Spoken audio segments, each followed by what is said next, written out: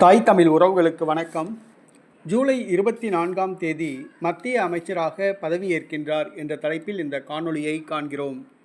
ஜூலை 24ஆம் தேதி மத்திய அமைச்சராக பதவியேற்கின்றார் என்ற தலைப்பில் இந்த காணொளியை காண்கிறோம்.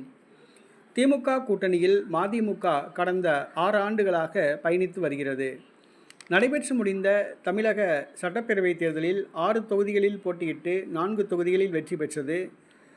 பாராளுமன்ற தேர்தலில் திருச்சி தொகுதி மட்டும் மதிமுகவுக்கு ஒதுக்கப்பட்டது. வைகோவுக்கு ராஜ்யசபா எம்பி சீட் கொடுக்கவில்லை. இதனால் அதிருப்தியில் இருந்து வந்தார். மேலும் திமுக கூட்டணியில் கூடுதல் தொகுதி கேட்டு அழுத்தம் கொடுத்து வந்தார். ஆனால் திமுகவோ 2 தொகுதிகளுக்கு மேல் தர முடியாது என்று கூறிவிட்டதாக கூறப்படுகிறது. தன்னுடைய கட்சியின் மற்றும் மகனின் அரசியல் எதிர்காலம் கருதி திமுக கூட்டணியிலிருந்து வெளியேற வைகோ முடிவு செய்துள்ளார்.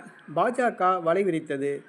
வைகோவுக்கு ராஜ்யசபா எம்பி பதவியும் அவருடைய மகனுக்கு மத்திய அமைச்சர் பதவி வழங்குவதாகவும் தெரிவித்தது. அதிமுக பாஜக கூட்டணியில் இணையும்படி கோரிக்கை வைத்தது. இதற்காக இரகசிய பேச்சுவார்த்தை நடத்தப்பட்டது. இதில் உடன்பாடு ஏற்பட்டதாக கூறப்படுகிறது. துரை வைகோ அவர்களுக்கு மத்திய அமைச்சர் பதவி வழங்க பாஜக சம்மதித்துள்ளது. ஜூலை 24ஆம் தேதி ஆடி அமாவாசை அன்று காலை 10 மணிக்கு மத்திய அமைச்சராக துரை வைகோ பொறுப்பேற்பார் என்று கூறப்படுகிறது. அதற்கு முன்பாக திமுக கூட்டணியிலிருந்து மதிமுக வெளியேறிவிடும் என்று கூறப்படுகிறது.